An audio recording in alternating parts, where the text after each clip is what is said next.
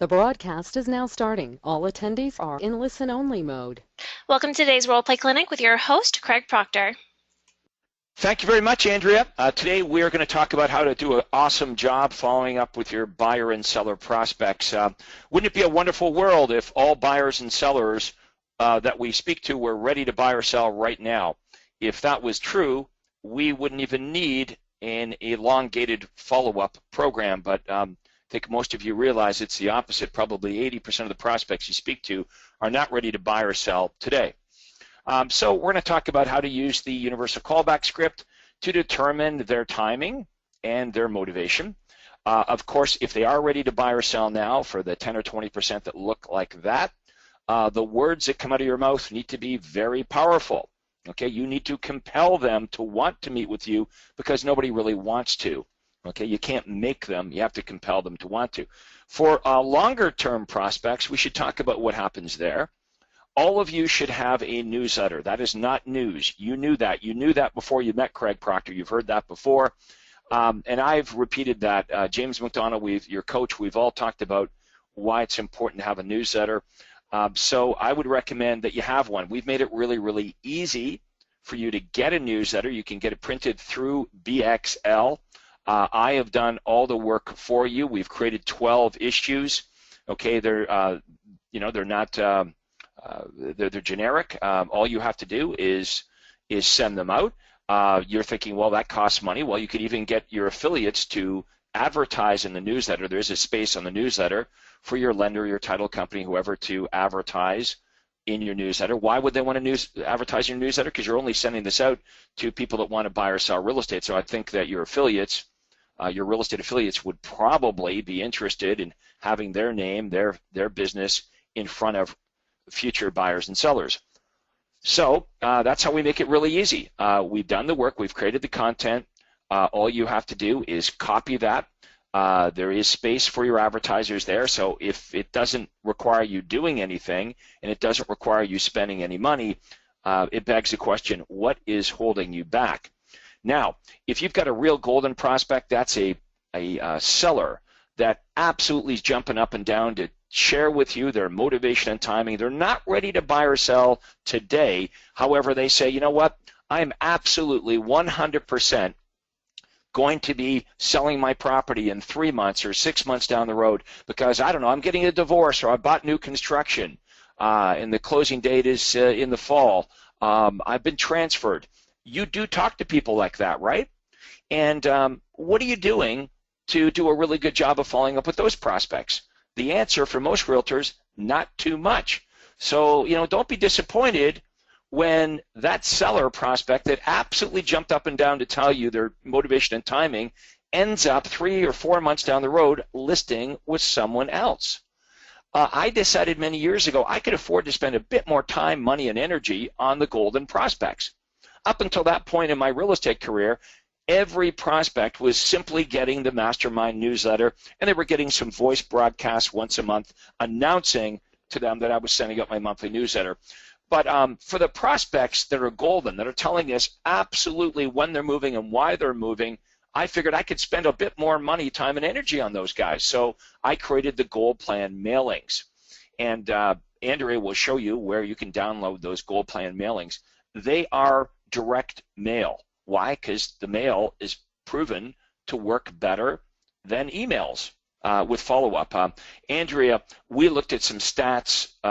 Was it earlier this week or last week? I don't know. I'm losing my mind. We looked at some statistics from Canada Post, and they were comparing the power and the relevance of direct mail versus email. Now, you might think, okay, well, Canada Post, the post office is biased. Well, I mean, they didn't do their own research. They hired a research company. But I just know from my own experience that if you use direct mail as part of your follow-up, you'll be way better off. For those of you that aren't using direct mail, for whatever reason, you truly are missing the boat. Your follow-up should be a layered approach. Not just emails, not just you sending out voice blasts and direct mail. The most important component of all of that, of course, is the personal one-on-one phone calls you make to the prospects. Okay, so who should be making those calls? Ideally, it should be you. Okay, this is a rainmaker activity. Besides, if you're going to hire an inside sales agent at some point in your career, how could you teach that inside sales agent how to be really good using the universal callback script if you first aren't really good at using the universal callback script? So our mission every Thursday is to help you to become an expert at the universal callback script. So number one, it'll dramatically increase your conversion. But when you're really good at the universal callback script, you've got the future possibility of hiring and training another inside sales agent to do what you're really good at. That cannot happen until or unless you've mastered the script. Okay, you can't teach somebody something that you don't know how to do. The number one reason, by the way, that people fail with the Craig Proctor program is they can't recite the script.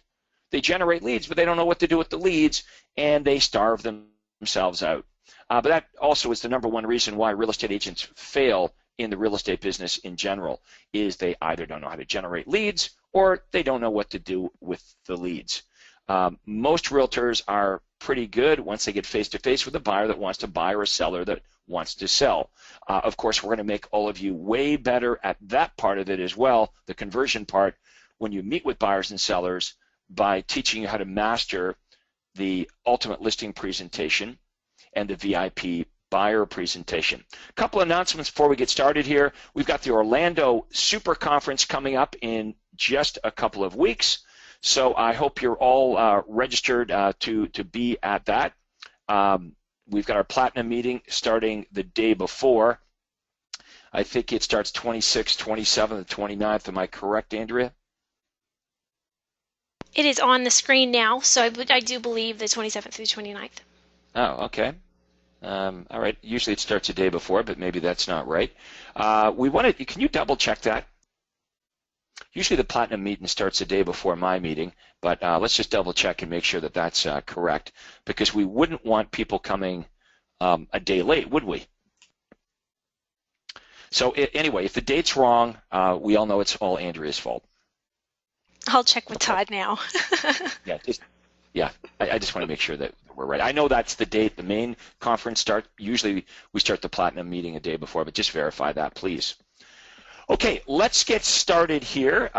You know how this game works. You can ask me any question you want about follow-up. It could be about the Market Watch newsletter that we've discussed so far today. It could be about the gold plan mailings. It could be about what do I say to a prospect the second time I call them. I know what I say the first time. What do I say on subsequent phone calls? The second phone call, the third phone call, the fifth phone call. How do I treat different situations? You guys are into this long enough now that you've had some success, you've had some failures. Let's talk about that. Let's talk about some of the experiences you've had here, good or bad. I'll help you also handle any objections that you get. There's not many objections. The question is, if I could show you how to handle those objections, if there's 8 or 9 of them, would you be more confident on the phone if you knew how to handle the objections? The answer obviously is yes. Okay, so let's go to the phones. Andrea, do we have our first question or our first volunteer?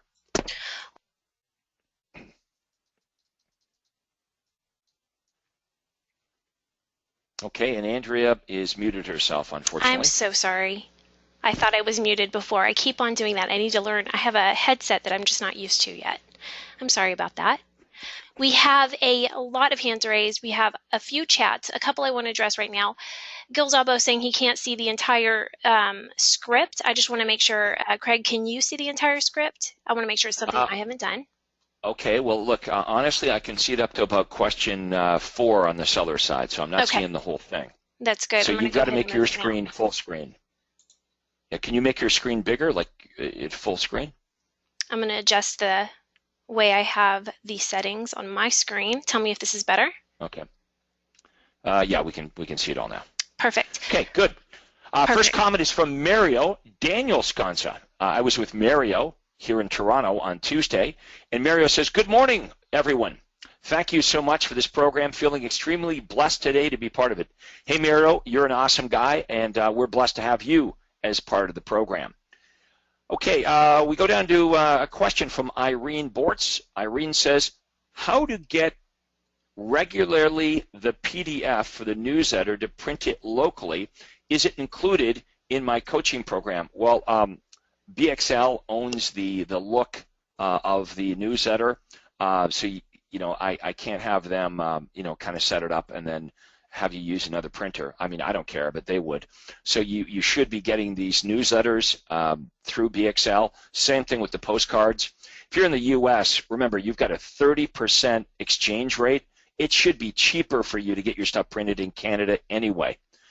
Everything is cheaper in Canada for U.S. residents right now.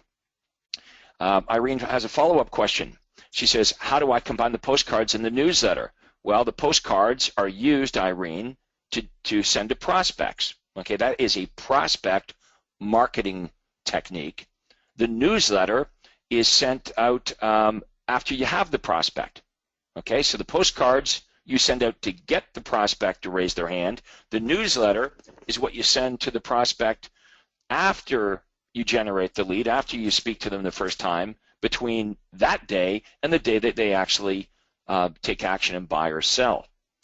Irene has another question. She says, where the heck do I find the gold plan? And Andrea is going to show everybody once again where to find the gold plan. Okay, what else do we have here? Well, Irene's got another question. She's getting her money's worth today. Irene says, what is the minimum quantity for a monthly mailing? Well, look, for postcards, I'd like to send out at least 5,000. Okay, for the newsletter, a lot of questions about the newsletter. People ask me, well, Craig, I don't have, like 1,000 prospects in my database. Does it even make sense to print and send out the newsletter? Well, here's what you could do. Even though the newsletter's designed to be a follow-up tool for prospects that you have generated, you could use the extra newsletters if you don't have enough prospects in your database just to send out to your farm area, okay, your target farm area. You could send them out as a prospect generating vehicle. Okay, Mary Pinelli is asking, I get many leads from my home value site where I only have the address. When I find the phone number and call, what should I say is the reason for the call since I did not complete the form fully? Well, Mary, I would just call them back and say, hi, this is Mary. I noticed that you were on my website to determine the value of your home, and I just wondered if, first of all, if you folks were planning on making a move, and whether you feel confident that you know exactly what your home is worth in today's market, because I'd be happy to send you some more information. And of course, if they say they are making a move, the best thing that you're going to offer them is you're going to go right down to that seller offer. Andrea, if you can just highlight the seller offer in the universal callback script, those are the words that are going to come out of your mouth. Okay, we're not going to say, hey, Andrea, would you like to know what your house is worth? I can give you a free market evaluation. Because that's lame. That's what every agent offers. And a lot of sellers today, of course, are pretty educated with this thing called the internet. So if your big offer to a seller is, hey, Andrea, I can drop by and tell you basically what you already know, which is what your home is worth, because Andrea knows, she's got the internet, knows what's going on with neighborhood home sales. So our offer has to be bigger and wider than that. And if we can blow that up and make that a little bigger, Andrea, I'll recite that seller offer again, and you guys should be able to really, that should come off the tip of your tongue, both the buyer and seller offer. Would you like a free market evaluation to determine what your home would sell for? Also, and here's the key, also, I can give you tips on what to do and what not to do to sell your home for the most amount of money, and we can go over all the various closing costs you'll incur, so you'll know exactly what you'll have left in your pocket after all expenses. It's free of charge, obligates you to nothing. Does that sound like it might be helpful? When do you think it'd be a good time for us to get together, days or evenings? Okay, so there's not many sellers that you speak to that are going to know all of that stuff. They might know what their house is worth. They might have an idea, but are they really going to know what to do and what not to do? You could talk to them about timing. When's a good time to do this? Let's go through a net sheet. We want to make this offer have wide appeal. We want when a seller hears this, we want them to think, well, gee, I don't know all that stuff, and actually there's a lot of information in that offer that sellers would be interested in. If you do a good job with articulating the offer, guess what happens? The seller says, yeah, I want to meet with you. Okay, and by the way, the more sellers that say, yeah, I want to meet with you, the more confidence you're going to have when you're reciting the offer.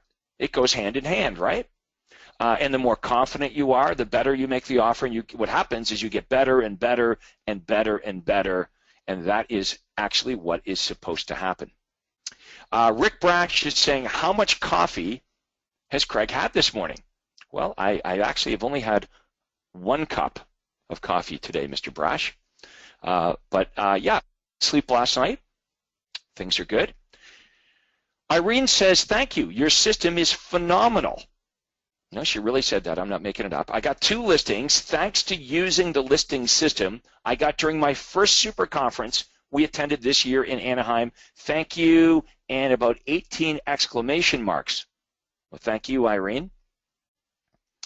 Mary is asking, is there a risk to meeting with the seller too early? In other words, before they're ready to actually list? Yes, Mary. Excellent question. There is a danger in meeting with the seller too early. You do not want to meet with the seller too early. Can I explain why? Because only bad things will happen. Now, that's not true with a buyer. Watch this. If I talk to a buyer today, Mary, and they say, you know, it's going to be a year before we buy, I don't care. I'm going to get together with that buyer, sign them to a 1-year buyer agency agreement. They buy anytime the next year, I'm going to get compensated. With a seller, here's the problem. I meet with the seller today that says, you know, I'm not really going to do anything for 6 months. And a lot of realtors make the mistake of pushing their way into the home.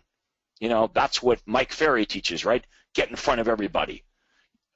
What old school trainers teach is that you and I, as silver-tongued salespeople, we can make people do things that they don't want to do. I don't believe that at all. I don't believe you and I can create motivation or change the timing, no matter how silver our tongue is. So here's the problem. You meet with a seller today that's not really interested in doing anything for 6 months. Why? Because they got a really good reason why they can't list their home for 6 months. They bought new construction, and the closing date is until next February. They've been transferred, but not, you know, it's not going to happen for 6 months. Why push your way in there? Nothing good's going to happen. Think about this. The seller's not ready to list their home today. They've got a good reason why they can't list their home today, and you're going to determine that by asking the questions in the universal callback script. You're going to know their motivation and timing. You're going to know the why they can't move. But if you push your way in there, think about this. How interested is the seller going to be in actually paying attention to your listing presentation when they have no interest in listing their home at all today? I'll tell you what, they're not going to be very interested. They, you know, you can push your listing presentation on them, and you know, their eyes will be rolled back in their head, and you know, maybe they're polite and they'll put up with it, but they're not going to retain it. You know, 6 months later, when they're ready to list their home, do you think they're going to remember what you had to say 6 months ago? And you put yourself at a huge disadvantage, because whatever price you quoted them 6 months ago probably won't be the price today. Now they feel like, well, I should interview a couple of other agents. So they meet with somebody, you know, 6 months from now. That information is fresh in their head. What you had to say 6 months ago is long forgotten about. So yes, it's a very, very bad idea to meet with a seller before they're ready to take action. You want to continue to follow up with the seller until they're within a couple weeks of taking action, and then get yourself in front of them. Excellent question, Mary, and I hope you guys enjoyed my answer and my rationale for not wanting to meet with sellers too early. Let me summarize this again. You can't be too early with a buyer as long as they're going to buy in the next year, because you can sign them to a 1-year buyer agency agreement. But you can be too early with a seller. It's to your detriment. Mark Holst is asking, are investors good leads? Sometimes it depends on the investor. Frankly, most of them are a pain in the you-know-what, but there are some good ones out there. I've had a couple of good investors. Had one guy that bought over a dozen properties. So I kind of like that. I deal with one guy, and he buys, you know, a dozen properties. That's certainly easier than working with 12 different prospects. Okay, I've also had the opposite kind of investor as well. I don't know. We won't even talk about what they were like, but that's what you guys need to decide. Look, here was my mentality. Every year I wanted to sell between 500 and 600 homes. And I look at it this way. I would rather just work with the easiest, most pleasant, most motivated, most sincere 500 people. If it's, maybe that, that's all I want. I want to find out the 500 best prospects to sell homes to or to list their home. So when I get any kind of resistance, I'm looking at, opportunity cost.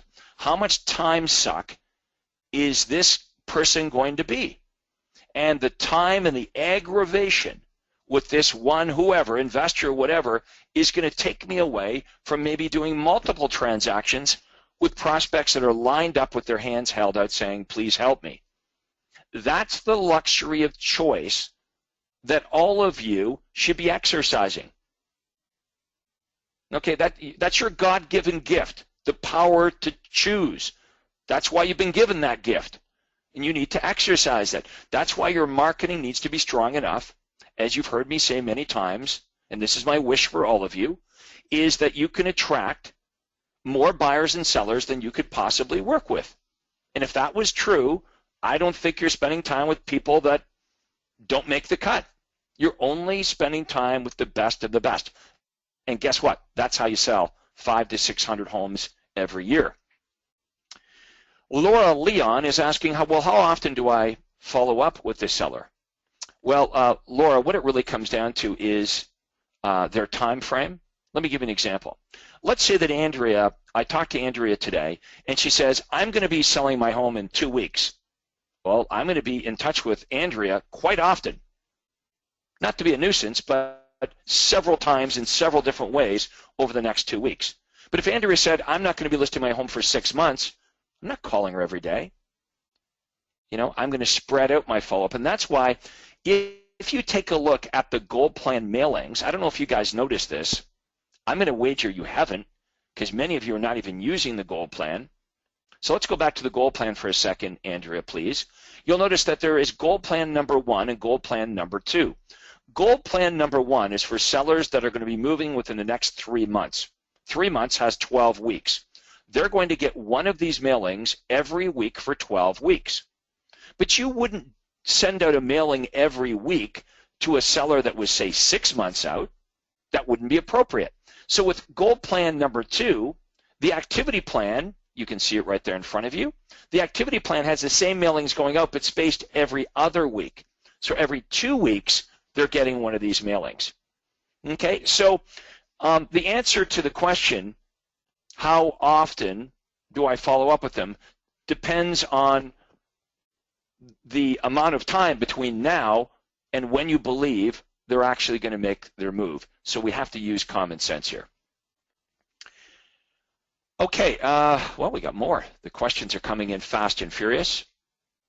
Okay, Fazali Ahmadi, I don't know if I'm pronouncing that right, is asking, should the newsletter be branded? Absolutely. Look at folks. Once you generate the prospect, once you generate the lead, everything from that point forward should be branded. Everything. What would be the benefit? What would be the benefit of hiding our identity and our unique selling propositions from the prospect once they raise their hand? We would never do that. The only reason we're using less branded or unbranded advertising initially is to get the prospect to raise their hand. But once they raise their hand, all of your follow-up, your phone calls, your newsletter, your Gold Plan, everything is heavily branded with you and your unique selling proposition from that point going forward.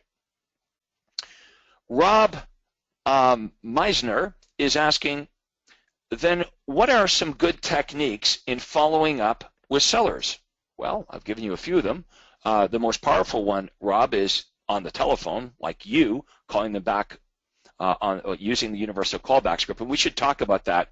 I don't think, some of you I don't think are sure as to what to say the second time you call them, the third time you call them, and so on. Then you've got the newsletter, and then you've got the Gold Plan mailings. And then you've got voice broadcasting. Can everyone recall at the Super Conference I explained how to use voice broadcasting? So every month when you send out your newsletter, the day you mail, you send it to the post office, you use voice blast through AMS, you record a message that says something like this. Hi, this is Rob from ABC Realty, and just wanted to let you know that I'm mailing you my July Market Watch real estate newsletter that'll keep you in touch with what's going on here in the local marketplace. You'll see on page 1 we've got information on how to avoid the biggest 7 mistakes that home sellers make. And on page 3, you can get a list of luxury properties, fixer-upper properties, and distressed sales. If you have any questions at all about your real estate plans, your moving plans, please give me a call at, and then your phone number. Have a great day. Bye. Boom. And that's it. It takes you 60 seconds to record that. You send your list of prospects to AMS, and that will go out in 2 minutes. You now have that message planted on the message mailbox of all your prospects. Okay, also this. If you have their cell phone number, you could send them a text message. So what are we talking now? You've got voice blast, you've got you on the phone, okay, human voice. You've got a print newsletter. Oh, I forgot. Success Website has an email newsletter. Okay, they have an email newsletter with totally different content than the print newsletter. Then we've got the goal plan. Then we've got voice broadcast. So look at this layered approach. How many of you are guilty of not using any of this? Well, that would be a sin, right? To generate the lead, you've got all of these tools as part of the Craig Proctor program at your disposal, and you're just not using them. How many of you get frustrated, or you get that sick feeling in your stomach when you're looking at the hot sheets and you recognize the address of the property, and you get that lump in your throat, and of course you type the address into your contact management system and you go, oopsie, that one got away, and you read the notes, and it's not the seller's fault. You talked to the seller 3 months ago, and they said they bought new construction and are going to be listing their home in 3 months, and they were true to their word. I can't blame them, but they ended up listing with somebody else. If that is happening to you often enough, at what point do you make the decision, you know what, Craig is right. I'm doing all the work, spending all the money to generate the lead. I'm calling the prospect back, and they're even telling me when and why they're making their move, and they're true to their word, but I lose the business to one of my competitors because I have incomplete follow-up. Let's keep going with the questions. See, every once in a while, I have to stop and take a breath. Craig, are Google leads based on search better than Facebook leads based on interest? Let me read that again. Craig, are Google leads based on search better than Facebook leads based on interest? I'm not sure I understand that question. Anyway, let's bring Rick Brash on here as well. Rick's with us. And if we don't get Rick on here, we would be cheating ourselves. Does Rick have a microphone today? That's the question. We're going to find out in just 1 second. Here he is. Good morning. Hey, Richard. Good morning. How you doing? Do you think you can keep up with my energy today? Not a hope. I'm sitting here listening. I'm sweating in my desk here. You sound kind of mellow. I sound up, and you sound kind of, you're pretty mellow today. Well, I'm sitting here just taking it all in from Coach Craig. It's pretty cool. Okay. Do you understand Daniel Pilson's question Yes, here? I do. Okay. What's the answer? So, it's the nature of the beast. So Facebook, as I've said 1,000 times, is like this moving magazine. You log onto Facebook and all this stuff just rolls by you, including our ads. Google, on the other hand, is where somebody brings up the Google search bar, they type something very specific into Google because that's what they're looking for. They both work, Craig. They both have merit in our... Right, okay. So we could argue, I kind of get what we're going here. Okay, so you could argue that somebody who does a Google search might be more motivated because they're specifically typing in Calgary West End homes, Correct. Where someone on Facebook has just watched a video of cute little kittens. Right.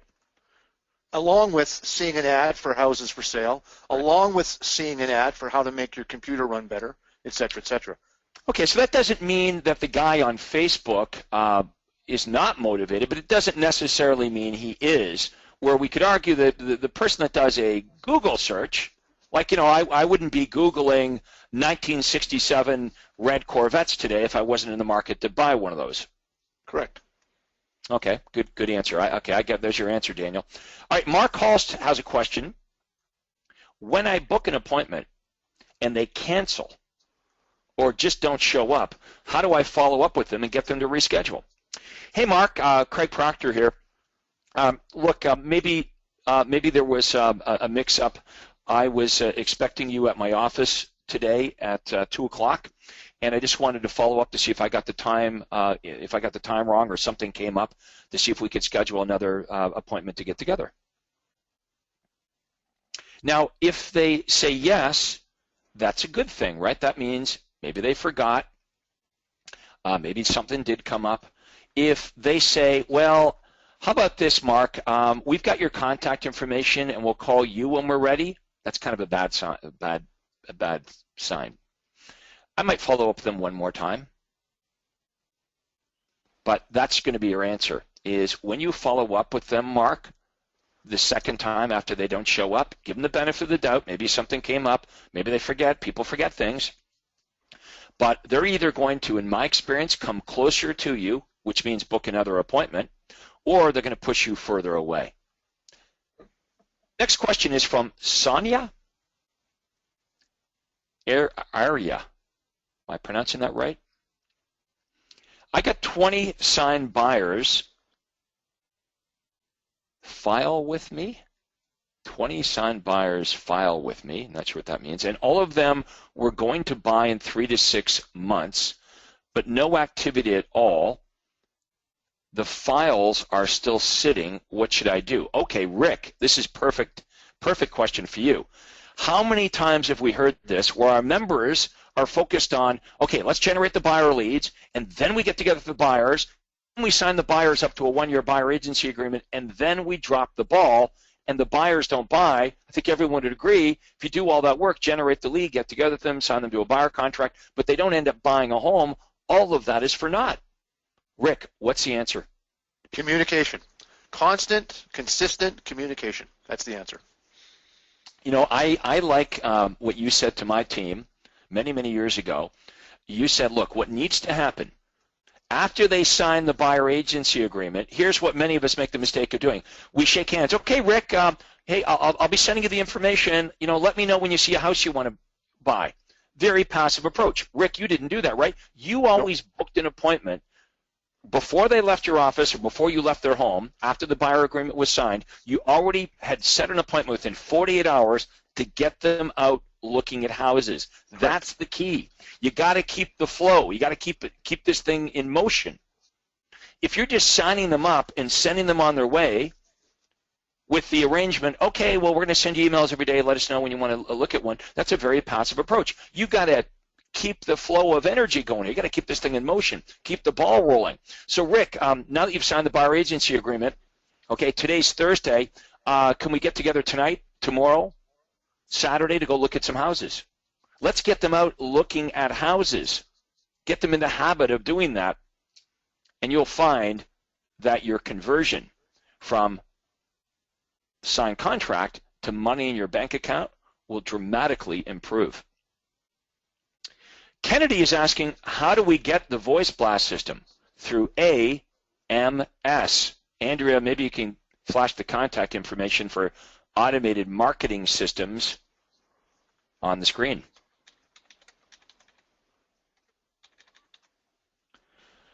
Next question is from Edgar. Hi, Craig.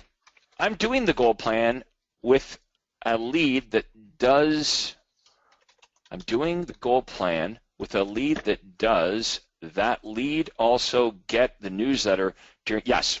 Okay, Edgar's question is, for the golden prospects, do they get the gold plan letters and the Market Watch newsletter? Yes, they get it all.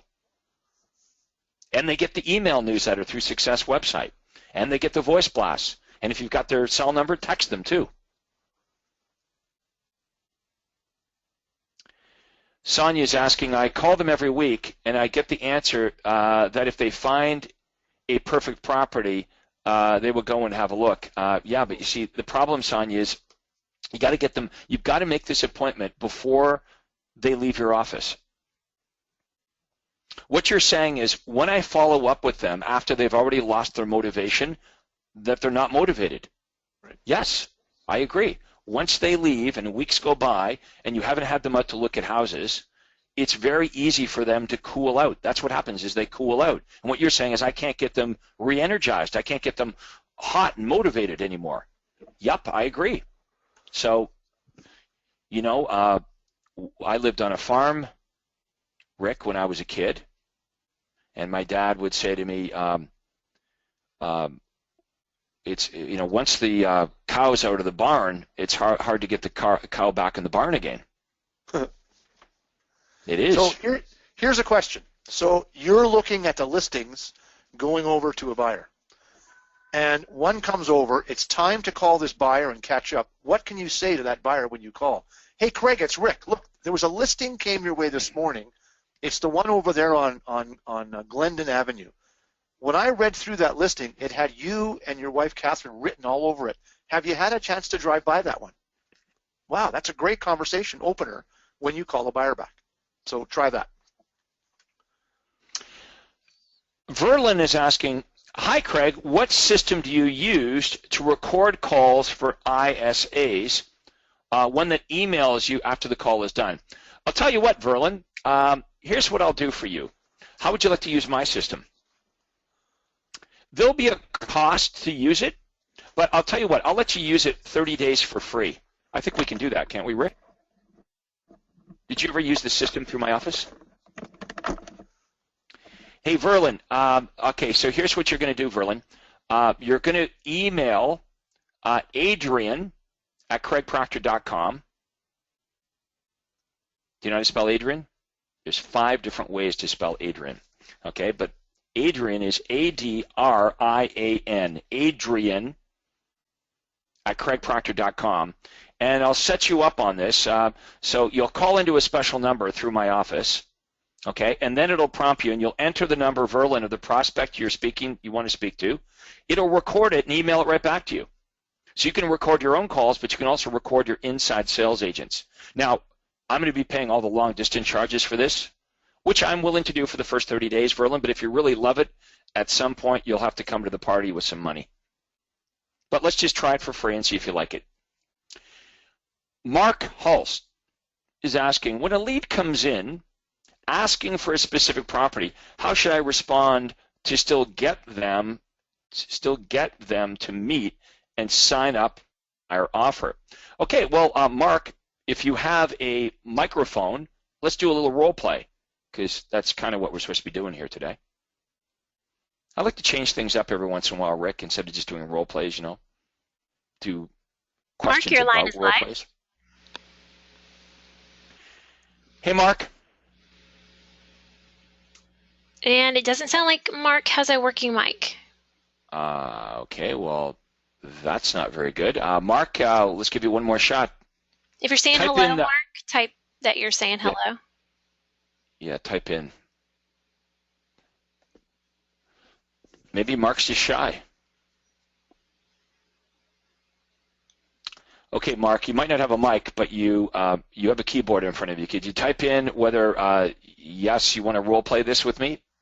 Because the best way for me to demonstrate the answer to your question would be to role play with you.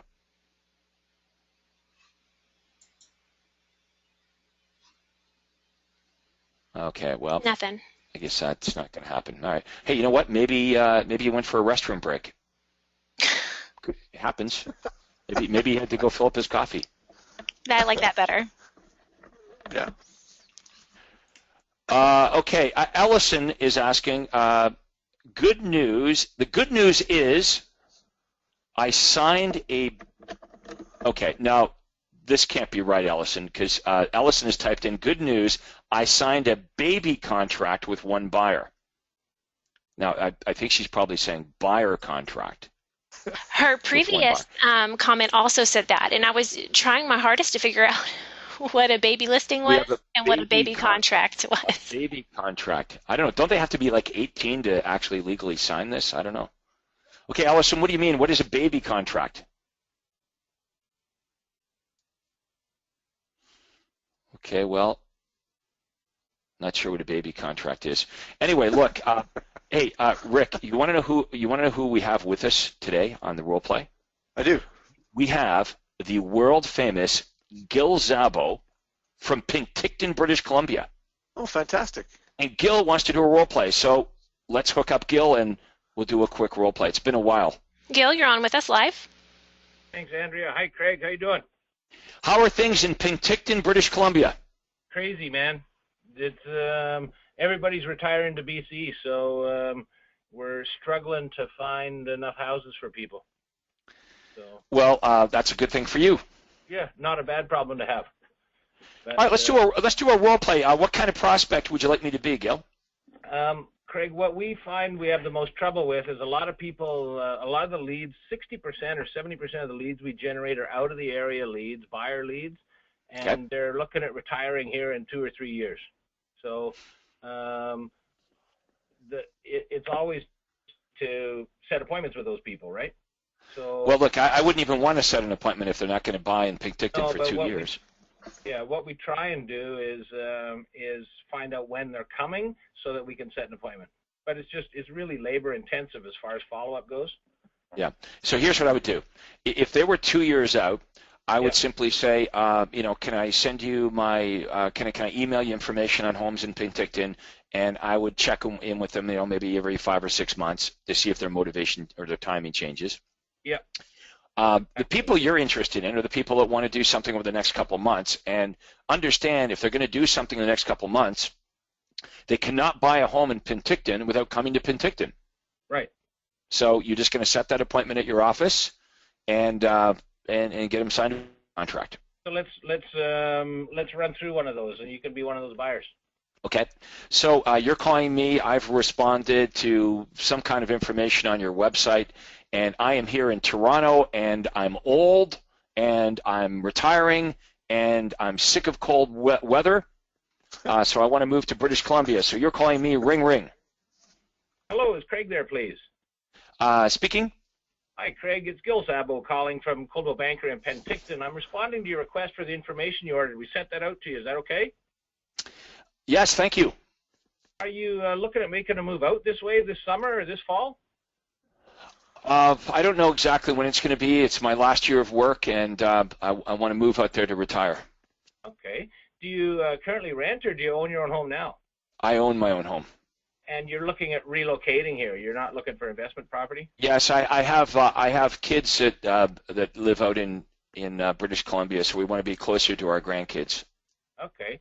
And if you do decide to move out this way, it's probably going to be next year, you said? Yeah, it's probably going to be like maybe next fall. Okay. Are you planning a trip out this way to take a look around at any point? We're going to be out there in 3 months to see our kids. Okay. Do you have a realtor in mind to help do get out here? No, we just there's another guy from Penticton that's been emailing me properties, but we haven't met with anybody. All right. Would you like me to send you daily updates of all the properties that match exactly what you're looking for from all the different real estate companies? Well, wouldn't that be what the other agent from Penticton is sending me? Well, I don't know what they're sending, but our list includes bank foreclosures, company-owned properties, all the best buys out there. Yeah, well, we definitely don't want to miss anything. Okay. So what I can do, Craig, is I can send you a snapshot of what's available right now that matches your criteria, and then we can talk to you again before you come out and send you an updated list of properties, and then you can let us know which ones you want to see when you get here, and once you get here, we'll show you how we can save you some time and money. Okay. Be helpful? Yeah. Okay. So there you go. So you just send them the properties and follow up before they come out. Okay, but now you should go. Would you? Okay. So now I would say this. So I'd say, Craig, you said you have a house in Toronto. Also, do you have an agent to help you when the time is right to get your home in Toronto sold? Yeah. Okay. Right, because the best way to tie me up as a prospect, because you can't tie me up in a buyer contract, but if you had another Craig Proctor member in Toronto, right, working this guy on the sell end, yeah, right? Then you increase your chances that either he's going to sell first with your buddy that you referred him to, who's going to be talking you up, or he's going to buy first, and then you're going to talk up the agent in Toronto, and you're going to get a referral. Right. So I usually have that discussion once I get face-to-face with them. If you were a year and a half out, I would hold off on that call, that discussion. But that's really what it comes down to. It comes down to your own judgment. Okay, yeah. It comes down to how they sound on the phone, what they're saying. Because, Gil, there's times when they're telling us it's going to be longer than what you and I believe it's really going to be. You have that gut feeling, right? When you're talking to somebody that it appears they're arbitrarily pushing you off into the future further than what you believe it's really going to be. So if I have that feeling in my gut, I always err on the side of caution. Yeah, likewise. And Craig, I got one more question. Thank you for that. Just a little bit off topic. Listing presentations. Our market's so busy here that it's just crazy what's happening. Prices, you probably hear what's going on in Vancouver. It's not a whole lot different here. And really, really tough to get listings right now. And I've missed half a dozen or more this spring, and it just frosts my butt.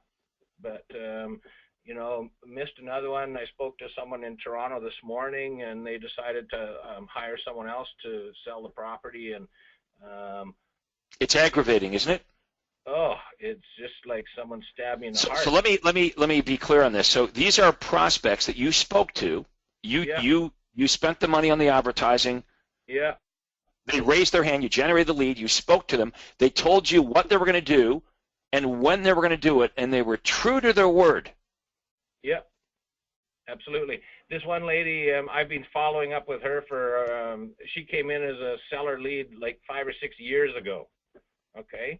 And now it's at the point, she's a little old lady in a tear-down house, and it's a really good property, and someone's going to tear it down and build 2 duplexes there. And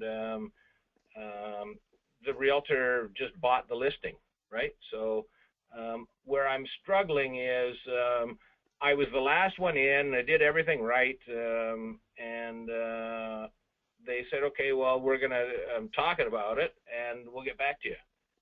And they pressure for price. They want to know what the price is, and I don't know. I guess I struggle with that. Well, you see, we can go a little higher in price in a hot market like this. You see, in a slower market, the technique that your competitor used would not, right? They would overprice the listing, it wouldn't sell, and you would get the expired listing. Today, all they have to do is wait a little longer, and the market will catch that price. And the problem is the guy that told the truth, you get left out in the cold. The person that lied about the price is going to get the commission. Right. And that's, so any advice? I would, if you sense that they're price sensitive, if they're motivated, I will take a listing on in a market like this at a higher price. Yeah. Well, I asked them when I do the walkthrough and everything, what criteria are you using to select the realtor you're going to work with, and what's most important to you, price or time, or things like that. And I get all the answers, and I gear my presentation towards that. At the end, they say, okay, well, we're gonna think about it, talk about it, and we'll get back to you. Well, they're showing you the door, right? So I just, Well, what if you ask this question? Is there anything that I can do to win your business? Yeah. Right? Yeah. If there's one thing I could do, if there's anything I could do to win your business here today, to get you to list your home with me today, what would that be? Yeah.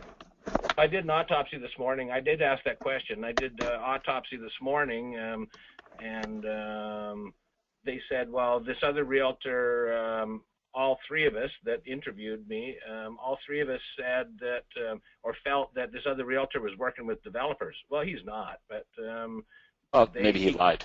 That he is. Yeah. Look, I like the fact that you're doing an autopsy, and this is for everybody. Whenever you lose a listing, or a buyer for that matter, you should try to do an autopsy. Now, it's really easy to do an autopsy with the seller leads. As I mentioned a few minutes ago, every day my assistant Cindy, Gil, you remember Cindy, Yep. she would pull off all the hot sheets, all the new listings, and she would cross-reference those addresses on my contact management system. And whenever she found, okay, here's a house that listed, and this is a lead that we generated, this prospect was in our database, she would send a note over to me so I could read the notes to determine, okay, what could we have done, if anything, to change the outcome? And I would print these notes off and I'd bring it to our team meetings. And in many cases, it just was a fact that we didn't follow up. We didn't deserve to get the business. If we generate a lead and the seller says, here's my motivation, I'm moving to Penticton, British Columbia, and I'm going to list my home in 6 months, and they do list their home in 6 months, and we never follow it up with them, whose fault is that? We can't blame the prospect. But now I could definitely have a conversation with my inside sales agent, with my outside sales agent, with my team. Okay, look, this is happening over and over and over again, but at least we're aware of it, right? At least we're conscious of the fact that we got a problem, we got to fix it. I'd rather be aware of the problem so I have an opportunity to fix it. Now, there were other times, Gil, I'd look at the notes and I'd go, you know what? There's nothing that my team could have done differently here. Right? We followed up. We sent out the newsletter, the voice blast, the email newsletter, the goal plan. We did everything we possibly can, and we still didn't get the business. Right. Sometimes that happens. Yep. So, really what we're trying to do is look at the situation every time it comes up when we lose some business, and we're evaluating this. Okay, is this an opportunity to fix our system? Okay, or did we do everything perfectly with this prospect and we just didn't get the business, which is going to happen every once in a while. That's right. So the one question I had at the listing presentation, when I've gone through everything, I know that most people are hiring based on fee and price, right? So at the end of I show them all the comparables, and here's all the evidence that supports the price of where your property should be. Which do you think are most similar to your home, right? And they pick the price, but the evidence. So let me show you guys how to do how I would do the CMA. Okay, especially in a hot market. Yeah. Okay, so I never want to give them the price. I want them to come to their own conclusion. Right. So Gil, if I was at your house, I would start off by bringing, let's say, the best 5 comparables that are inferior to your home. Okay, let's start with the ones that aren't as good as yours, because you'll have no problem getting the seller to say, oh, my house is better than that. My house is bigger, or the lot's bigger, or it's nicer, it's newer, I've got more upgrades. So now we have the bottom end of the price, okay? So the seller says, okay, my house is better than that. Then I pick 5 listings I know are obviously superior, right? Okay? So it's a little harder there, but I would say, Gil, would you agree these 5 homes are superior to yours? They're bigger, they're newer, the lot is bigger. How about their assessment? Look at your house is assessed at this, Gil, and the city is assessing, or the county is assessing these properties much higher. So not only do you and I think these houses are worth more, the city or the county thinks that these properties are worth more. And then I bring 5 comparables out that are most like yours. Do you see how we're buttoning this down? Okay, so now we've got this window. We've agreed that your home is superior to these 5. It's not as good as these 5. And then we bring the 5, we lay down the 5 that are the most like yours. Okay, so now we have this conversation. Gil, of all the properties we looked at, which ones do you think are most similar to yours? That's how we're doing it. We're getting them to draw their own conclusion, rather than me just saying, oh, I think your house is worth this. Right. It's easier to get them to draw their own conclusion rather than to tell them the conclusion. Right. And then after you've gone through that with them, they say, okay, well, what do you think I should list the house at? I would give them a window. I would say, I think we should list it between this price range and that price range. See, we're going to narrow it down. And we'll say, well, should we be on the high end or the low end? Well, if you want to be really aggressive, go on the low end. If you've got lots of time and we're in an up market, you could go on the high end. I'd recommend maybe, Gil, what we do is go right up the middle. And that's the price I want it at, right? Yeah. Yeah. Now, here's something I want everyone to write down. Gil, you've heard me say this before. The confused mind does nothing. The confused mind does nothing. Here's a mistake that I made early in my career.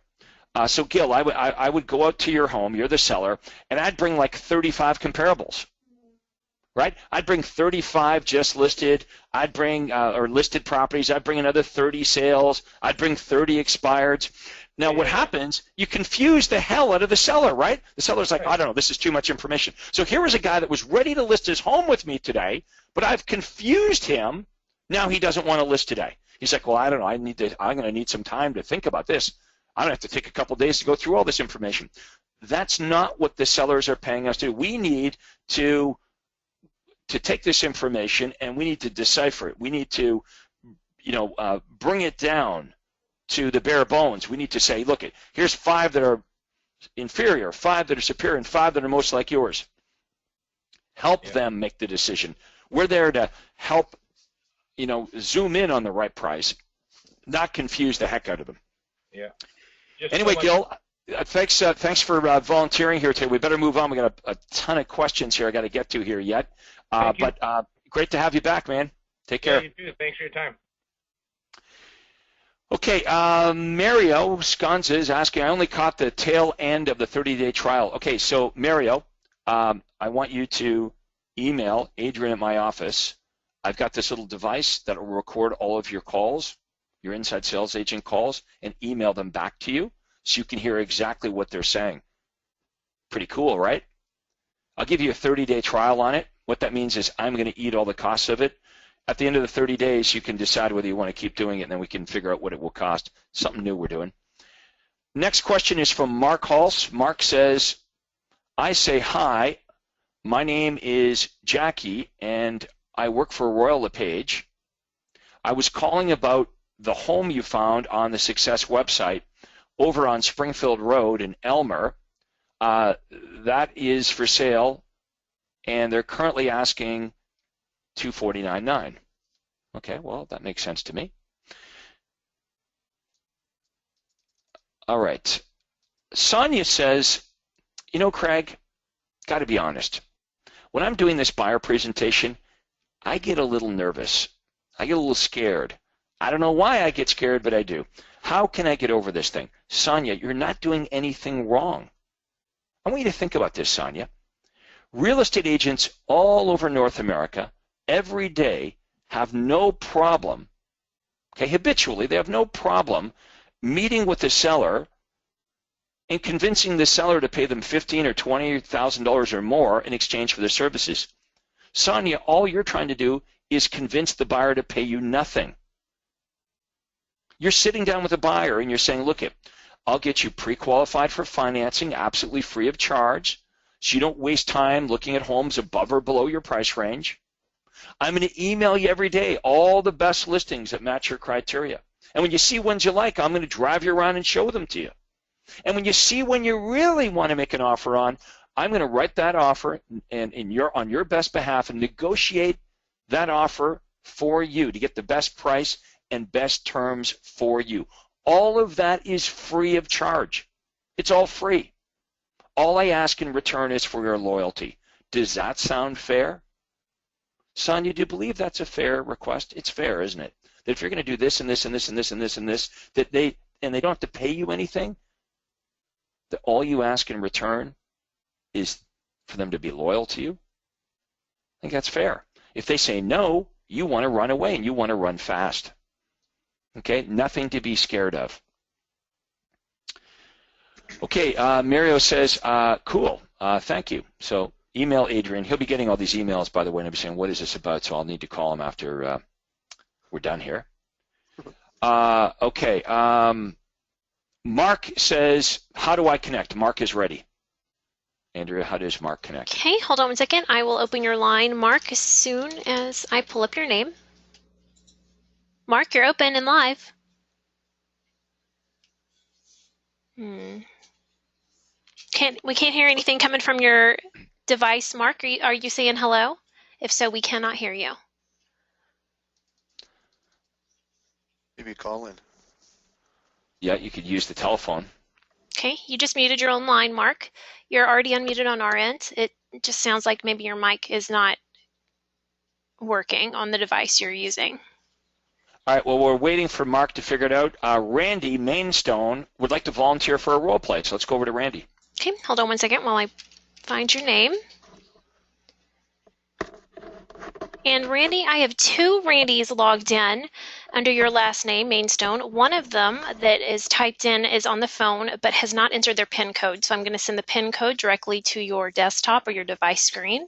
You should see it now. Go ahead and enter it in your phone keypad. We'll get you guys trained eventually on how to use this webinar system. But you can call in with a telephone, or you can use a computer mic. Okay, your choice. I'm going to try the second Randy line. Go ahead, say hello. Okay. Hello. Randy. But it's actually sitting in Stone and Randy's office. Okay, if you've got us on voicemail or something, it sounds kind of goofy. Are you able to pick up the phone?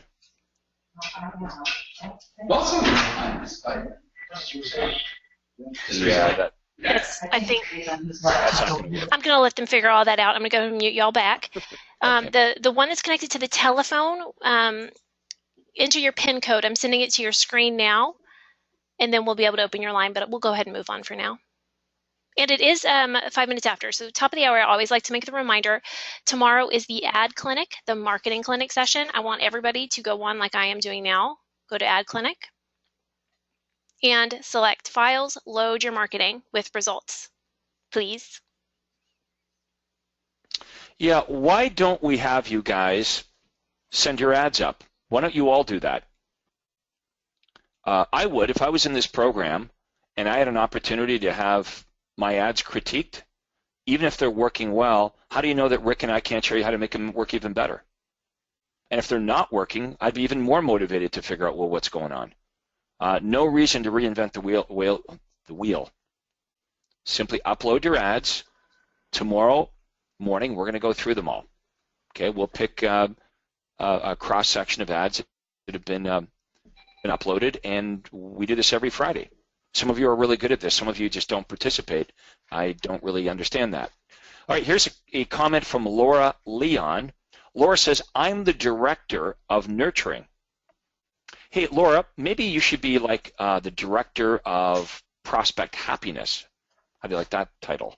Anyway, Laura says, I'm the director of nurturing. My job is to follow up with our VIP clients that have fallen through the cracks for one reason or another. How do I make the first contact after 3 to 5 weeks of last hearing from the outside sales agent? Laura, I wouldn't worry about that. That's only a problem in your mind. Remember, the prospects aren't really thinking they're supposed to get phone calls, right, in most cases. So I wouldn't apologize. I would just follow up and just say, hey, hi, Laura. It's Craig Proctor with ABC Realty. I know you were talking to Linda on our team 5 weeks ago, and I just wanted to follow up and see how things were going with your moving plans, and then go right through the script. Sometimes we overthink this. The important thing is just to get on the phone and try to requalify them as much as you possibly can. Again, using common sense.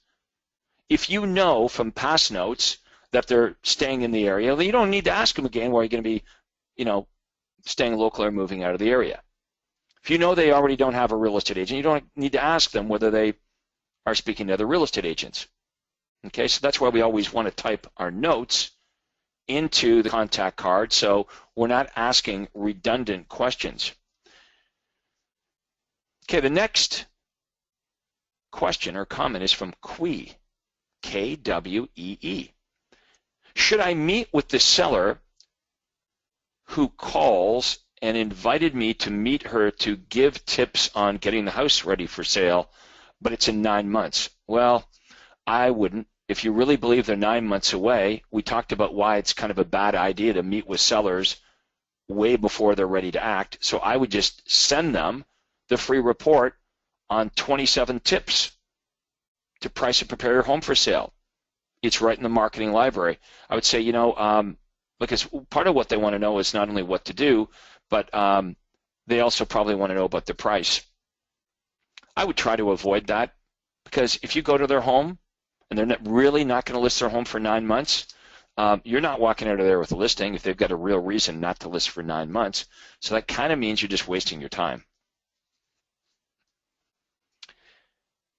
Okay, let's see. Do we have any audio questions, Andrea? We do. We have a lot of hands raised. Okay, let's do that. Okay, hold on one moment while I clear my queue. Okay, we have Anita Richardson with their hand raised. Your telephone line is now open. Hello. Good morning. Good morning. How are you today? I'm pretty jacked up, actually. How are you doing? I'm doing fine. Thank you very much. I have a question for you.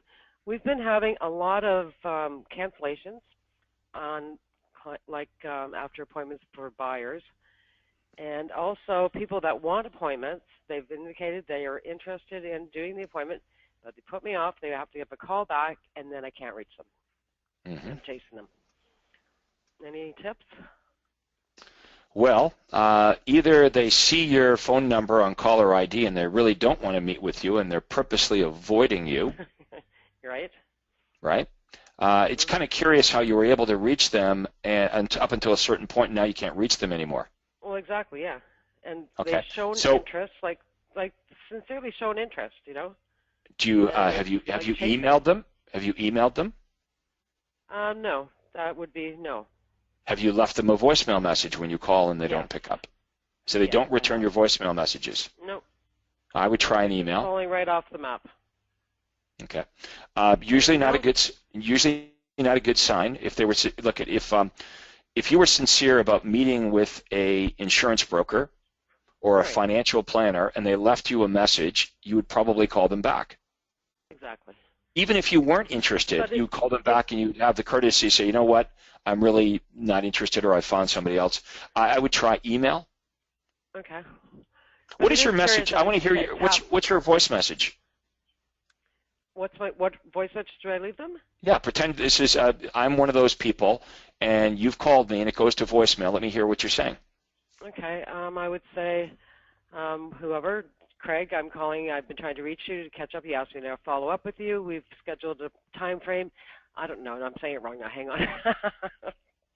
Okay, that is not what I say. I would say that. Hey, really think hard here, because I want to know. No, I'm trying to. I want to know exactly what your message is, because maybe it's the wrong message. Okay.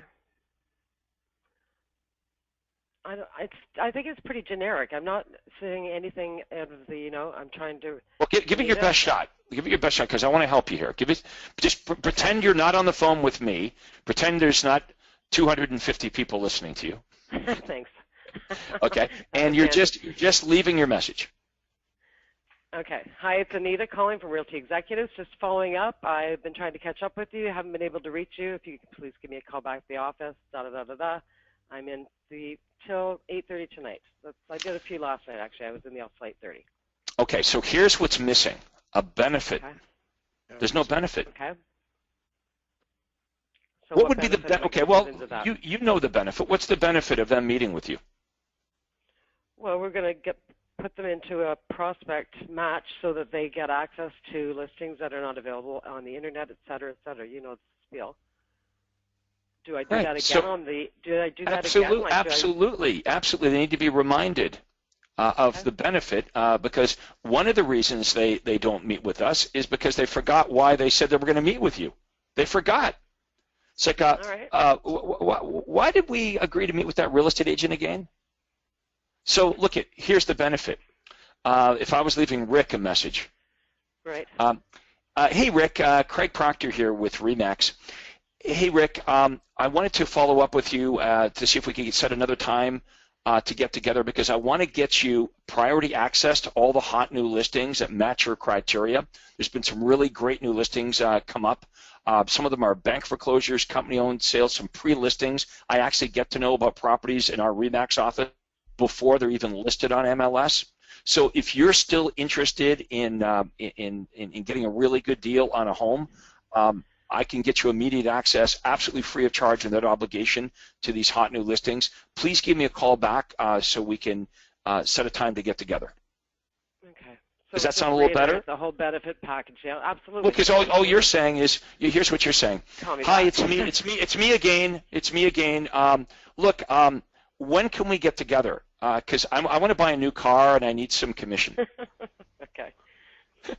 Right? There's no your message is a benefit to you. You're saying, you're saying, hi, I'm a real estate agent and I need to meet with you. Okay, well that's what's in it for you, but what's in it for them? Well, you're right. Okay, so I'm going to do that from now on. Yeah, because we believe. Here's what we forget. We always look at things through our own eyeballs, right? We believe that they think meeting with us is a benefit.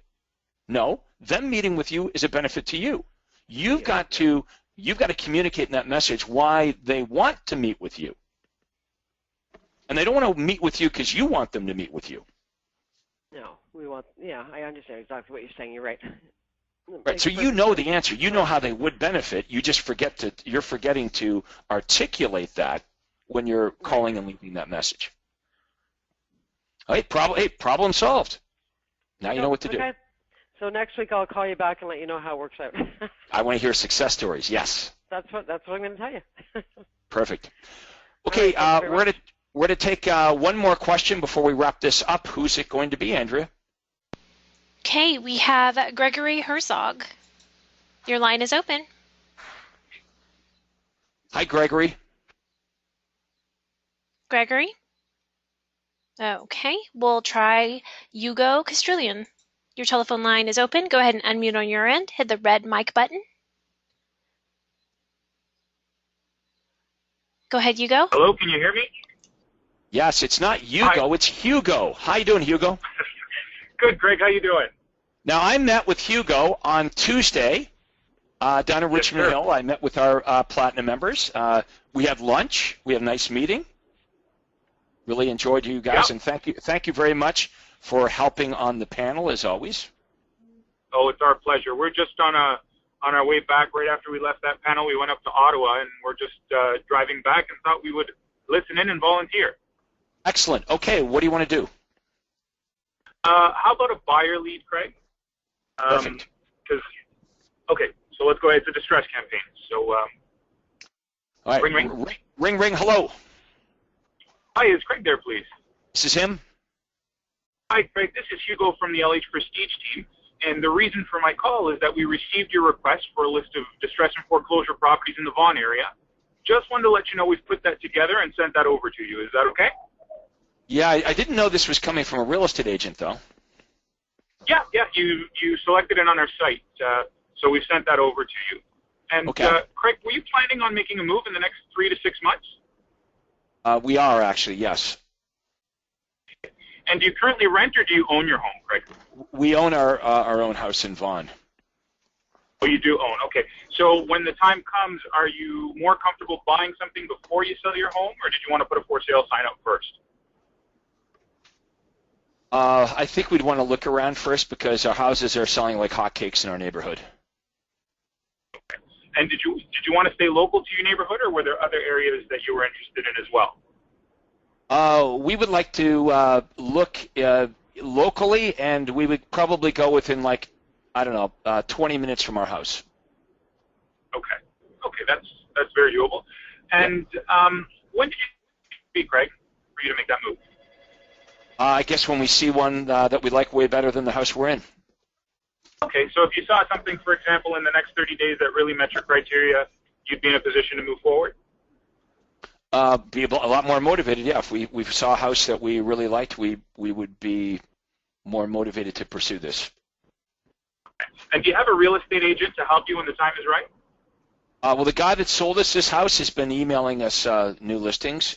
And we had another lady that we met at an open house a couple weeks ago, and she's been emailing us sort of the same stuff as the other guy. Okay, so you're receiving some emails. Well, Craig, would you like to receive daily updates of homes, of all the homes that would match your home buying criteria? And our list would include any bank foreclosures, company-owned properties, distress sales. and even off-market properties that no other buyers have access to and aren't even on the internet. It's an absolutely free service, and there's never any obligation to buy any of these homes. Would that be helpful for you, Craig? Well, I've already got 2 real estate agents emailing me listings, so I think I'm probably covered, right? It'd just be the same stuff. Well, you know, Craig, I can't speak to what they're sending you, but our list would include those really hard to find deals, bank foreclosures, company-owned properties, and also the off-market properties that you likely don't have access to with those lists. Would you like to receive those as well? Sure. What's your commission rate? Well, this service is free. There's no cost or obligation to you. When's a good time for us to sit down for about 10 or 15 minutes, Craig, so I can take down exactly what you're looking for? Are afternoons or evenings better for you? Well, let me ask you, when I meet with you, do I need to sign something? Absolutely not. We're going to sit down, we're going to have a conversation, and we're going to learn exactly what it is you're looking for in a home. Okay, well... Does tonight work, or is tomorrow night better? I'll have to check with my wife and see what her work schedule is, but I've got your contact info. I'll call you back when I know. Well, Craig, while we're both on the phone, why don't we do this? Let's set a tentative time that you think would work for you and your wife, and then once you call her, and if you find that doesn't work, you can give me a call back at this number, and we can find a better time. Does that sound fair? All right, that was very good. I threw a couple wrenches at you, but you did a very good job. And this is why Hugo gets results when he's on the phone. He's very good. He's confident. There's no hesitation.